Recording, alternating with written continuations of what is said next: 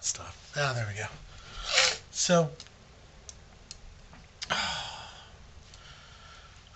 yeah, I don't know. It's like, I've been thinking a lot about tipping points and threshold experiences. Yeah, it's not going to fit in there.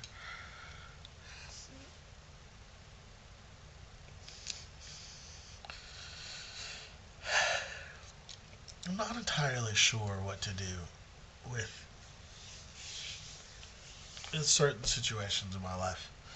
I would like things to be different than they are, and I don't seem to get a lot of, help with it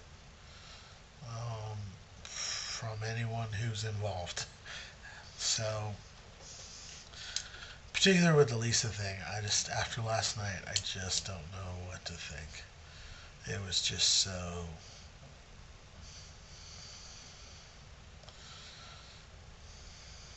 I don't know. Like, see, it could be the case of the age-old problem.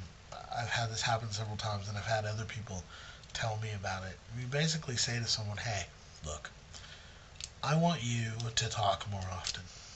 You don't share your feelings." So the other person says, "Okay," it's usually the guy, "I'll do that." And then the feelings they share are things like, "I really like girls with big butts," or "I want a threesome," or "this team is really better than any other team." And you rapidly realize, hey, you're not that interesting. And the other person in self righteous indignation says, "You told me to share more, and I shared more. I told you what I had to say, what I thought, and now you don't want to date me? That sucks." And in a way it does. But on the other way, it's like, hey, that makes sense. It's like, I wanted you to tell me more what you're thinking. And now that I realize what you're thinking, I don't like you. My in my case it's not that extreme, but there are, I don't know. Talking to Lisa a while back, I think I blogged the fact that she told me that people when they're cornered always lie, and that it's human nature. Everyone lies, and that my response to that was, "How many times do you think I've lied to you?" Which is not very many. And her response to that was, "Well, if you had lied to me, I wouldn't make as big a deal as you're making of it." That really, really was just like, wow. So you're basically okay living a life with someone who doesn't tell you the truth. You're just that that's fine with you. Wow, I don't know. To me, that's just I've given up asking her to role play. I've given up giving her examples where I make things up because never, even for a second, have I ever been under the impression that she's actually forgotten that what we're really talking about is her.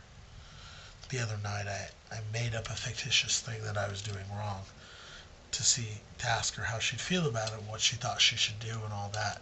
And all of her responses were like, "Oh, I would be understanding," or "I would be okay with that," or "I wouldn't complain about it. I would be."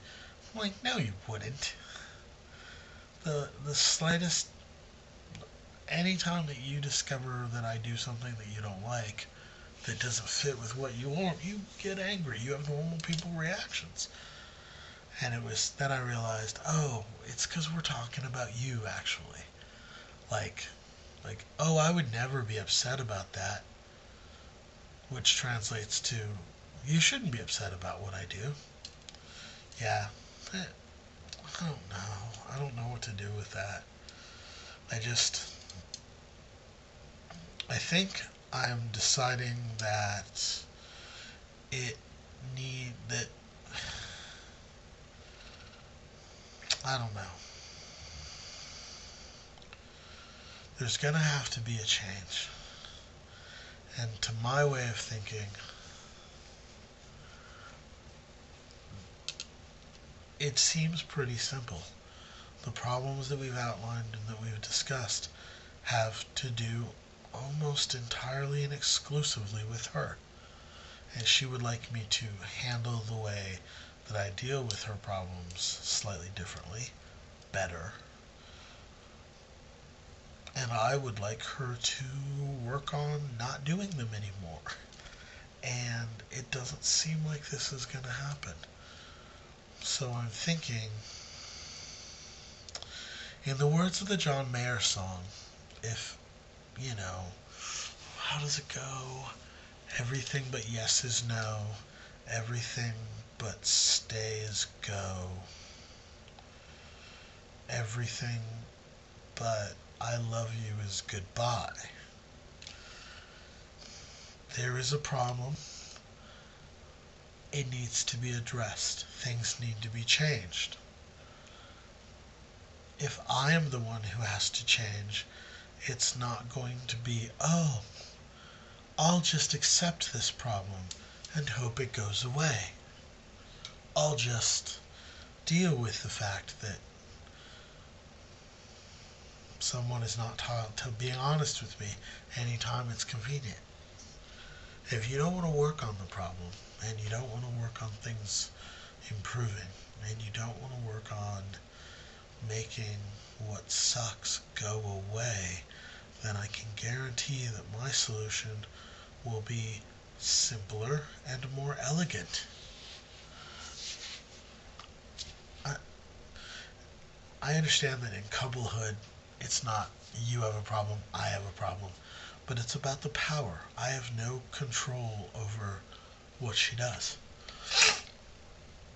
If she is doing something irritating or wrong or is lying, perfect example, she's lying, and I present her with proof that I know she's lying and can show it to her, she doesn't stop.